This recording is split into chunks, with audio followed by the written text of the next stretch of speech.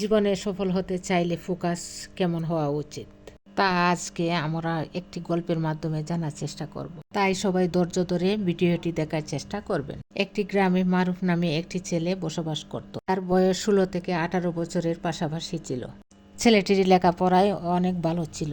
মারুফ পড়াশোনায় বেশি সময় দিতে পারত না, কারণ মারুফ ছিল অনেক দরিদ্র ঘরের সন্তান এবং তার বাবাও অসুস্থতার কারণে কোনো কাজ করতে পারত না। তাই সংসার চালানোর দায়িত্ব মারুফের কাঁধে এসে পড়ে। মারুফ প্রতিদিন তাদের ক্ষেত কামারে গিয়ে কাজ করত। খুব সকালে চলে যেত আর সন্ধ্যার সময় কাজ শেষ করে বাসায় ফিরত এবং বাসায় ফিরে যতটুকু সম্ভব ততটুকুই পড়াশোনা করে রাতে ঘুমিয়ে পড়ত। এভাবে করে মারুফ যখন এসএসসি শেষ করে ইন্টারমিডিয়েট পড়ার জন্য কলেজে ভর্তি হলো, তখন গ্রামের সকল মানুষজন মারুফকে নিয়ে স্বপ্ন দেখত যে মারুফ ইন্টারমিডিয়েট পরীক্ষায় ভালো রেজাল্ট করবে এবং আমাদের সকলের মুখ উজ্জ্বল করবে।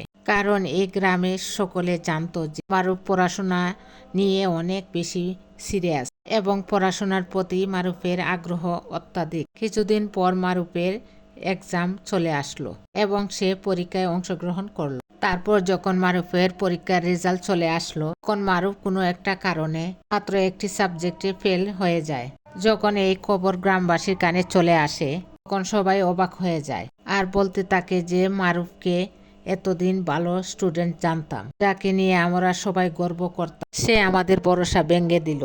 তাহলে কি মারুফ শুধু আমাদের দেখানোর জন্য পড়াশোনা করত? এটা মনে করে গ্রামের সকল মানুষজন তখন মারুফকে নিয়ে উপহাস করা শুরু করলো। মারুফকে নিয়ে মজা করা শুরু করে দিত। মারুফ যখনই বাড়ি থেকে বের হয়ে আবাদি জমির দিকে রওনা দিত, তখন ওই রাস্তায় যতগুলি লোক তাকে দেখত, সবাই তাকে নিয়ে মজা করত।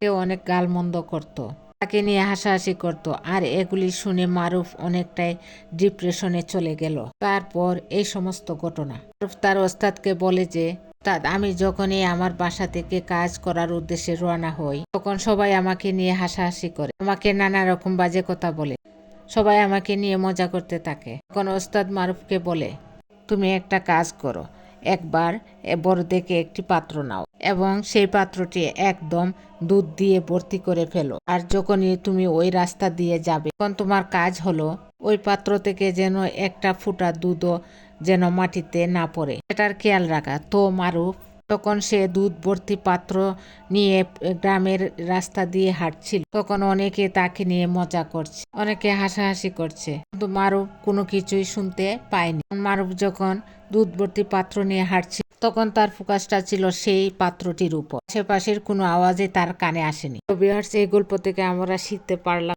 আপনার কাজে এতটাই ব্যস্ত হয়ে যান, এতটাই সিরিয়াস হয়ে যান যে এতটাই ফোকাস ধরে রাখেন, অন্য কোনো কিছুর প্রভাব যেন না পড়ে।